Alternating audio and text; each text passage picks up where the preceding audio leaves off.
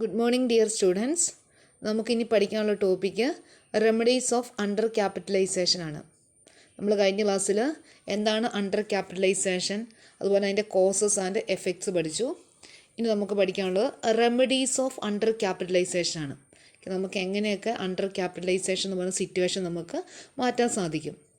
അതിൽ first one, splitting up shares. One remedy to correct undercapitalization is to split shares into larger number of shares of smaller denominations. ഇവിടെ പറയുന്നത് splitting അപ്പോൾ shares split ചെയ്യുക എന്ന് പറഞ്ഞാൽ smaller denomination എന്ന് വെച്ചാൽ ഒരു 1000 ഷെയർസ് കമ്പനിക്കുള്ളതെങ്കിൽ അതൊരു 10,000 ഷെയർസ് അല്ലെങ്കിൽ 1,00,000 ഷെയർസായിട്ട് മാറ്റുക, ലാർജർ ഡിനോമിനേഷൻസ് ആയിട്ട് മാറ്റുക. അതിൻ്റെ ഷെയർസിൻ്റെ എണ്ണം കൂട്ടുക.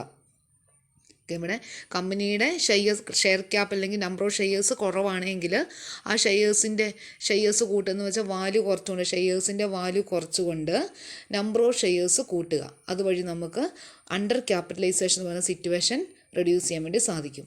Second one, issue of bonus shares. In the case the company has sufficient reserve or surpluses, the issue of bond shares is an easy remedy for undercapitalization. നമ്മൾ പറഞ്ഞായിരുന്നു അണ്ടർ ക്യാപിറ്റലൈസേഷൻ്റെ ഫലമായിട്ട് കമ്പനിക്ക് അല്ലേ ഒത്തിരി ഏണിങ്സ് ഉണ്ടാവും, കുറേ റിസർവ്സ് ഉണ്ടാവും അല്ലേ, റിസർവ്സ് ആൻഡ് സർപ്ലസ് ഒക്കെ ഒത്തിരി ഉണ്ടാവും. അങ്ങനെ ഉണ്ടെങ്കിൽ കമ്പനിക്ക് റിസർവ്സ് ആൻഡ് സർപ്ലസ് കൂടുതലായിട്ടുണ്ടെങ്കിൽ ആ റിസർവ് ഉപയോഗിച്ചുകൊണ്ട് അല്ലെങ്കിൽ ആ സർപ്ലസ് ഒക്കെ ഉപയോഗിച്ചുകൊണ്ട് കമ്പനി എന്ത് ചെയ്യുക, ബോണസ് ഷെയർസ് ഇഷ്യൂ ചെയ്യുക. ബോണസ് ഷെയർസ് പറഞ്ഞാൽ എക്സിസ്റ്റിംഗ് ഷെയർ ഹോൾഡേഴ്സിന് എക്സ്ട്രാ ബോണസ് കൊടുക്കുന്ന ഷെയറിൻ്റെ രൂപത്തിൽ ബോണസ് കൊടുക്കുക. അതുവഴി നമുക്ക് അണ്ടർ ക്യാപിറ്റലൈസേഷൻ റെഡ്യൂസ് ചെയ്യാൻ വേണ്ടി സാധിക്കും. The next one, fresh issue of shares and debentures. If there is shortage of fund, then the company may issue fresh issue of shares and debentures. By doing this it is possible to correct under capitalisation. നമ്മൾ കഴിഞ്ഞ ക്ലാസ്സിൽ പറഞ്ഞായിരുന്നു under capitalisation വരുന്നത് shortage of funds കൊണ്ടും under capitalisation വരാം അല്ലേ. എന്ന് വെച്ചാൽ ബിസിനസ് ഫേമിന് ആവശ്യത്തിന് പണമില്ലാത്ത അവസ്ഥയ്ക്ക് നമ്മൾ അണ്ടർ ക്യാപിറ്റലൈസേഷൻ എന്നാണ് പറയുന്നത്. അപ്പോൾ അങ്ങനെ ഒരു സിറ്റുവേഷൻ ബിസിനസ് ഫേമിലുണ്ടെങ്കിൽ കമ്പനി എന്ത് ചെയ്യുക, കൂടുതൽ ഷെയർസ് ഡിബഞ്ചേഴ്സൊക്കെ ഇഷ്യൂ ചെയ്യുക. കമ്പനിക്ക് എത്രത്തോളമാണ് ഷോർട്ടേജ് ഉള്ളത് അതിനനുസരിച്ച്, ഷോർട്ടേജ് ഓഫ് ഫണ്ട് ഉള്ളത് അതിനനുസരിച്ച് കമ്പനി ഷെയർസും ഡിബഞ്ചേഴ്സൊക്കെ ഇഷ്യൂ ചെയ്യുക. The next one, increasing the par value of shares. The company may revalue its assets and increase their values. In the meantime, shares of high par value may be issued to existing shareholders in exchange of their old shares. This may lead to decline in the rate of earnings. ഇവിടെ പറയുന്നത് increasing the par value of shares, അവരുടെ equity share ഹോൾഡേഴ്സിൻ്റെ ഷെയർസിൻ്റെ par value increase ചെയ്യുക.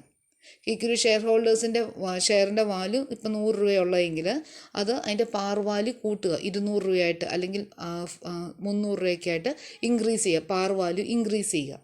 അതുവഴി എന്തായിരിക്കും നമുക്ക് ഈ അണ്ടർ ക്യാപിറ്റലൈസേഷൻ റെഡ്യൂസ് ചെയ്യാൻ വേണ്ടി സാധിക്കും. ഞാൻ ഇവിടെ പറയുന്നത് increasing the par value shares, existing share ഹോൾഡേഴ്സിൻ്റെ ഷെയറിൻ്റെ വാല്യൂ എന്ന് വെച്ചാൽ നേരത്തെ ഇഷ്യൂ ചെയ്തിട്ടുള്ള ഷെയർസ് ആയിരിക്കും അല്ലേ, ഓൾറെഡി നേരത്തെ ഇഷ്യൂ ചെയ്തിട്ടുള്ള ഷെയർ ആയിരിക്കും. അതിൻ്റെ പാർ വാല്യൂ കുറവാണെങ്കിൽ ആ പാർ വാല്യൂ ഇൻക്രീസ് ചെയ്യുക. പാർ വാല്യൂ ഇപ്പോൾ 10 രൂപയുടെ ആണെങ്കിൽ അത് 100 രൂപയായിട്ട് മാറ്റുക, 100 രൂപയുടെ ആണെങ്കിൽ 200 രൂപയ്ക്കായിട്ട് മാറ്റുക. അതിൻ്റെ പാർ വാല്യൂ ഇൻക്രീസ് ചെയ്യുക. അതുവഴി നമുക്ക് അണ്ടർ ക്യാപിറ്റലൈസേഷൻ റെഡ്യൂസ് ചെയ്യാൻ വേണ്ടി സാധിക്കും. അപ്പോൾ ഇത്രയാണ് റെമഡീസിൽ ഫസ്റ്റ് വൺ പറയുന്നത് സ്പ്ലിറ്റിംഗ് അപ്പ് ഷെയർസ് എന്ന് പറഞ്ഞാൽ ലാർജ് നമ്പർ ഓഫ് ഷെയർസ് ആയിട്ട് മാറ്റുക. സ്മോളർ നമ്പർ ഓഫ് ഷെയർസിനെ ലാർജ് നമ്പർ ഓഫ് ഷെയർസ് ആയിട്ട് മാറ്റുക. എന്ന് വെച്ചാൽ കമ്പനിയുടെ ഷെയർസ് വളരെ കുറവാണെങ്കിൽ, നമ്പർ ഓഫ് ഷെയർസ് കുറവാണെങ്കിൽ അതിനെ നമ്മൾ സ്പ്ലിറ്റ് ചെയ്യുക, ലാർജ് നമ്പർ ഓഫ് ഷെയർസ് ആയിട്ട് സ്പ്ലിറ്റ് ചെയ്യുക. അതിനാണ് സ്പ്ലിറ്റിംഗ് അപ്പ് ഷെയർസ് എന്ന് പറയുന്നത്. ഇതിന് issue of bonus shares issue ചെയ്യുക. ബിസിനസ് ഫേമിൻ്റെ റിസർവ്സ് ആൻഡ് സർപ്ലസിൽ നിന്ന് ബോണസ് ഷെയർസ് ഇഷ്യൂ ചെയ്യുക. Then fresh issue of shares and debentures. കമ്പനിക്ക് ഷോർട്ടേജ് ഓഫ് ഫണ്ട് ഉണ്ടെങ്കിൽ കമ്പനി കൂടുതൽ ഷെയർസും ഡിബഞ്ചേഴ്സും ഇഷ്യൂ ചെയ്യുക. Then increasing the par value shares. Company എന്ത് ചെയ്യുക, പാർ വാല്യൂ ഷെയർസിൻ്റെ വാല്യൂ ഇൻക്രീസ് ചെയ്യുക. The next one, distinction between over capitalisation and under capitalisation. ഈ ഓവർ ക്യാപിറ്റലൈസേഷൻ അണ്ടർ ക്യാപിറ്റലൈസേഷൻ വഴിയുള്ള ഡിഫറൻസസ് എന്തൊക്കെയാണെന്ന്. അപ്പോൾ തമ്മിലുള്ള ഡിഫറൻസ് ഇവിടെ നോക്കുക. ഓവർ ക്യാപിറ്റലൈസേഷൻ എന്ന് പറയുന്നത് it arises when actual capitalisation is more than the standard capitalisation അല്ലേ. ഓവർ ക്യാപിറ്റലൈസേഷൻ എന്ന് പറഞ്ഞാൽ ഒരു ബിസിനസ് ഫേമിന് ആവശ്യത്തിലുള്ളൊരു ക്യാപിറ്റൽ ഉണ്ട് അല്ലേ, ആ ക്യാപിറ്റലിനേക്കാളും കൂടുതൽ ക്യാപിറ്റൽ ഉള്ള കേസിൽ, കൂടുതൽ ക്യാപിറ്റൽ റേസ് ചെയ്യുന്ന കേസിനാണ് ഓവർ ക്യാപിറ്റലൈസേഷൻ എന്ന് പറയുന്നത്. എന്നുവെച്ചാൽ ഒരു ബിസിനസ്സിന് എത്രത്തോളമാണ് ക്യാപിറ്റൽ വേണ്ടത് അതിനാണ് നമ്മൾ സ്റ്റാൻഡേർഡ് ക്യാപിറ്റലൈസേഷൻ എന്ന് പറയുന്നത്. ആ ക്യാപിറ്റലിനേക്കാളും കൂടുതൽ ഒരു ബിസിനസ് ഫേമിന് ക്യാപിറ്റൽ ഉണ്ടെങ്കിൽ അത് ഓവർ ക്യാപിറ്റലൈസേഷൻ ആണ്. അണ്ടർ ക്യാപിറ്റലൈസേഷൻ എന്ന് പറഞ്ഞാൽ എന്താ, ഒരു ബിസിനസ് ഫേമിന് എത്ര ക്യാപിറ്റലൈസേഷൻ ആണ് അല്ലെങ്കിൽ എത്ര ക്യാപിറ്റലാണ് വേണ്ടത് അതിനേക്കാളും കുറഞ്ഞ ക്യാപിറ്റൽ മാത്രമേ ആ ബിസിനസ്സിനുള്ളെങ്കിൽ അതിന് അണ്ടർ ക്യാപിറ്റലൈസേഷൻ എന്ന് പറയുന്നു. അപ്പോൾ ഇതാണ് ഫസ്റ്റ് ഡിഫറൻസ്. സെക്കൻഡ് ഡിഫറൻസ് പറഞ്ഞാൽ over capitalisation earnings are lower ആണ്, under capitalisation earnings are higher ആണ് അല്ലേ. ഓവർ ക്യാപിറ്റലൈസേഷൻ നമുക്കറിയാം അവിടെ അവരുടെ റിസോഴ്സസ് എഫക്റ്റീവായിട്ട് യൂട്ടിലൈസ് ചെയ്യുന്നില്ല, അവിടുത്തെ പ്രോഫിറ്റും ഏണിങ്സ് ഒക്കെ വളരെ കുറവായിരിക്കും. അണ്ടർ ക്യാപിറ്റലൈസേഷനോ അവിടെ എഫിഷ്യൻസി വളരെ കൂടുതലാണ്, ഏണിങ്സ് വളരെ കൂടുതലാണ്, ഒരു ബെറ്ററായിട്ട് അവരുടെ റിസോഴ്സസ് യൂട്ടിലൈസ് ചെയ്യുന്നു, അതിൻ്റെ ഫലമായിട്ട് ഏണിങ്സ് പ്രോഫിറ്റ് കൂടുതലായിരിക്കും. നെക്സ്റ്റ് പറയുന്നത് മൂന്നാമത്തെ ഡിഫറൻസ് നോക്കുക. ഓവർ ക്യാപിറ്റലൈസേഷനിൽ പറയുന്ന market value shares is lower ആണ്, അണ്ടർ ക്യാപിറ്റലൈസേഷനിൽ എന്താ market value shares is higher ആണ് അല്ലേ. പ്രോഫിറ്റ് കൂടും, നമുക്കറിയാം പ്രോഫിറ്റ് കൂടുന്ന കേസിൽ മാർക്കറ്റ് വാല്യൂ ഷെയർസ് കൂടുതലും, പ്രോഫിറ്റ് കുറയുന്ന സിറ്റുവേഷനിൽ മാർക്കറ്റ് വാല്യൂ ഷെയർസ് കുറവായിരിക്കും. എന്ന് വെച്ചാൽ ഓവർ ക്യാപിറ്റലൈസേഷൻ പറയുന്നുണ്ട് ഏണിങ്സ് ആർ ലോവർ എന്ന് പറയുന്നുണ്ട്. ഏണിങ്സ് കുറവാണെങ്കിൽ എന്തായിരിക്കും, ആ ഫേമിൻ്റെ മാർക്കറ്റ് വാല്യൂ ഷെയർസ് കുറവായിരിക്കും. അതുപോലെ തന്നെ അണ്ടർ ക്യാപിറ്റലൈസേഷൻ എന്താ പറയുന്നത്, അവിടെ ഏണിങ്സ് കൂടുതലാണെന്ന് പറയുന്നുണ്ട്. അപ്പോൾ ഏണിങ്സ് കൂടുതലാകുമ്പോൾ എന്തായിരിക്കും, അവരുടെ മാർക്കറ്റ് വാല്യൂ ഷെയർസും കൂടുതലായിരിക്കും. നെക്സ്റ്റ് പറയുന്നത് ഓവർ ക്യാപിറ്റലൈസേഷൻ പറയുന്നത് നോക്കുക. ക്രെഡിറ്റ് വർത്തിനെസ് ഇവിടെ ഉദ്ദേശിക്കുന്ന റെപ്യൂട്ടേഷൻ ഈസ് റെഡ്യൂസ്ഡ്. കാരണം ബിസിനസ് ഫേമിൻ്റെ ഏണിംഗ് കപ്പാസിറ്റി കുറവാണ്, ഏണിങ്സ് കുറവാണ്, മാർക്കറ്റ് വാല്യൂ ഷെയർസ് കുറവാണ്. അപ്പോൾ എന്തായിരിക്കും ആ ബിസിനസ് ഫേമിൻ്റെ റെപ്യൂട്ടേഷൻ അല്ലെങ്കിൽ ക്രെഡിറ്റ് വർത്തിനെസ്. അണ്ടർ ക്യാപിറ്റലൈസേഷനിൽ പറയുന്നത് എന്താ, ക്രെഡിറ്റ് വർത്തിനെസ് ഈസ് ഇൻക്രീസ്ഡ് അല്ലേ. ക്രെഡിറ്റ് വർത്തിനെസ് കൂടുതലാണെന്ന് വെച്ചാൽ റെപ്യൂട്ടേഷൻ കൂടുകയാണ് ചെയ്യുന്നത്. അണ്ടർ ക്യാപിറ്റലൈസേഷൻ എന്ന് പറഞ്ഞ സിറ്റുവേഷൻ വരുമ്പോൾ ആ ബിസിനസ് ഫേമിന് ക്രെഡിറ്റ് വർത്തിനെസ് കൂടുകയാണ് ചെയ്യുന്നത്.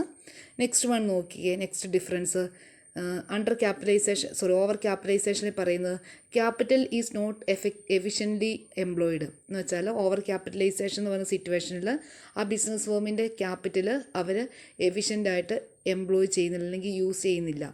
ദെൻ അണ്ടർ ക്യാപിറ്റലൈസേഷൻ്റെ കേസിൽ ക്യാപിറ്റൽ ഈസ് എഫിഷ്യൻ്റ്ലി എംപ്ലോയിഡ്, അവരുടെ ക്യാപിറ്റൽ അവർ എഫിഷ്യൻ്റായിട്ട് ഉപയോഗിക്കുന്നു. ദെൻ നെക്സ്റ്റ് വൺ ഓവർ ക്യാപിറ്റലൈസേഷനിൽ പറയുന്നത് management may follow unfair practices to pay higher dividend എന്ന് വെച്ചാൽ ഓവർ ക്യാപിറ്റലൈസേഷൻ എന്ന് പറയുന്ന സിറ്റുവേഷനിൽ പ്രോഫിറ്റ് കുറവായിരിക്കും അല്ലേ, മാർക്കറ്റ് വാല്യൂ ഷെയർസ് കുറവായിരിക്കും. ആ കാരണം കൊണ്ട് തന്നെ അവരുടെ ഇക്വിറ്റി ഷെയർ ഹോൾഡേഴ്സിന് ഡിവിഡൻഡ് കൊടുക്കാൻ പറ്റുകയില്ല, പ്രോഫിറ്റ് ഇല്ലായിരിക്കില്ല. പ്രോഫിറ്റ് കുറഞ്ഞ സിറ്റുവേഷനിൽ എന്തായിരിക്കും, ഇക്വിറ്റി ഷെയർ ഹോൾഡേഴ്സിന് ഡിവിഡൻഡ് കൊടുക്കാൻ പറ്റുകയില്ല. അപ്പോൾ ഇക്വിറ്റി ഷെയർ ഹോൾഡേഴ്സിന് ഡിവിഡൻഡ് കൊടുക്കാൻ വേണ്ടി മാനേജ്മെൻറ്റ് എന്തെങ്കിലും അൺഫെയർ പ്രാക്ടീസസ്, എന്തെങ്കിലും തെറ്റായ പ്രാക്ടീസസ് ഒക്കെ ഉപയോഗിക്കാനുള്ള സാഹചര്യത്തിലേക്ക് കാരണമാകുന്നു.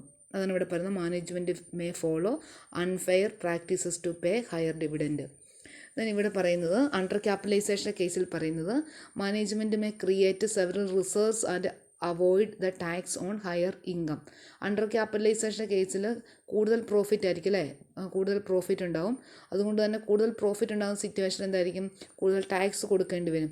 കൂടുതൽ ടാക്സ് കൊടുക്കാൻ വേണ്ടി അല്ലെങ്കിൽ ടാക്സ് കൊടുക്കാതിരിക്കാൻ വേണ്ടി കമ്പനി എന്ത് ചെയ്യും, കുറേ റിസർവ്സ് ഒക്കെ അവർ സീക്രട്ട് റിസർവായിട്ടും അങ്ങനെയൊക്കെ അവർ മാറ്റി വെക്കാനുള്ള സാധ്യത ഉണ്ടാവും. അതാണ് ഇവിടെ പറയുന്നത്. ദെൻ നെക്സ്റ്റ് വൺ പറയുന്നത് ഓവർ ക്യാപിറ്റലൈസേഷൻ പറയുന്നത് it is a common phenomenon. Over capitalisation എന്ന് പറയുന്നത് സാധാരണ എല്ലാ ബിസിനസ് ഫേമിലും ഉണ്ടാകുന്ന ഒരു സിറ്റുവേഷനാണ്, അതുകൊണ്ടാണ് it is a common phenomenon എന്ന് പറയുന്നത്. പക്ഷേ അണ്ടർ ക്യാപിറ്റലൈസേഷൻ എന്ന് പറയുന്ന സിറ്റുവേഷൻ വളരെ റെയറായിട്ട് മാത്രമേ ഉണ്ടാവുള്ളൂ. എന്ന് വെച്ചാൽ വളരെ കുറച്ച് മാത്രമേ, ഒന്നോ രണ്ടോ കേസ് മാത്രമേ ഈ അണ്ടർ ക്യാപിറ്റലൈസേഷൻ എന്ന് പറയുന്ന സിറ്റുവേഷൻ ഉണ്ടാവുള്ളൂ. പക്ഷേ ഓവർ ക്യാപിറ്റലൈസേഷൻ എന്ന് പറയുന്ന സിറ്റുവേഷൻ സാധാരണ മിക്ക ഫേമിലും ഉണ്ടാകുന്ന ഒരു സിറ്റുവേഷനാണ്. ഇതാണ് difference between over capitalisation and under capitalisation.